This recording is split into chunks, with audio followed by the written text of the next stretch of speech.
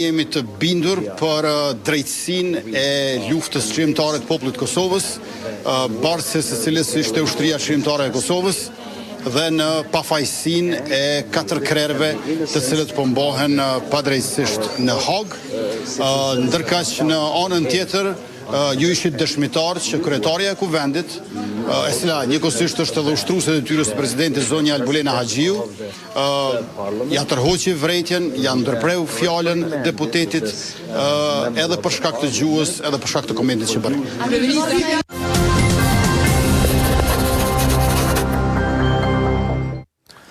Pra, duhet të ketë distancim të fuqishëm ndaj tij, nga të gjithë, është tërësisht skandaloze. E kërkoni përjashtimin nga grupi parlamentari Lëvizjes Vetëvendosje? Po, mendoj që është me pak tas jakt moral këto rrethona ata që do duhet bënin.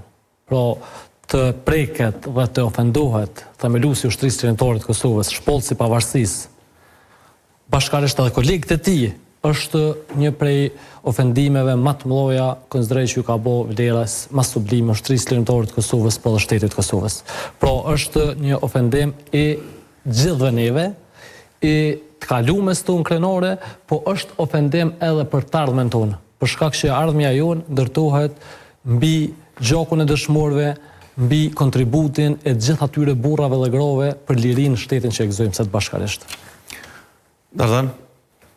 Po, çka është më e keq që më sa poshtë ne kish vazhdu me ofendime alo më të ulta, tash ndaj Vlora Çitakut, edhe me tregu drejt nuk pash reagime ashtu të fuqishme. Fatos Geci, përshëndetje. Përshëndetje, Fatos Geci. Fatos Geci, jem drejt për drejt në emisionin Debat Plus. Fatos Geci, po e shoh që je duke më dëgju, dua të marr një qëndrim. A e keni shkruar vetë atë fjalim? Fatos Geci, a e keni shkruar?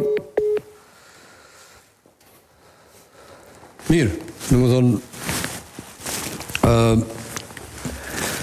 isha të kjo ofendimi i radhës të Vlora Çitaku, që është, s'po thonë mende ma i randë, po aqë i pacip, po mu befasoj edhe se në të kalume, për shembull, për gjona ndoshta ma pak, të randa është bo histeri ndaj Samil Ushtakut e tjereve, në këtë drejtim, dhe më thonë, si qëndrime kundër gjinisë femnore këtu, kurse sot nuk i pashëm këto reagime të mjaftueshme për mendimin tim, po tash shihet sa selektive janë edhe jo vetëm natyrisht Vetëvendosja, eksponentëve Vetëvendosjes, po edhe institucionet, ose jo institucionet, po edhe shoqëria civile që në raste të tjera, po them deri në histeri kanë shku.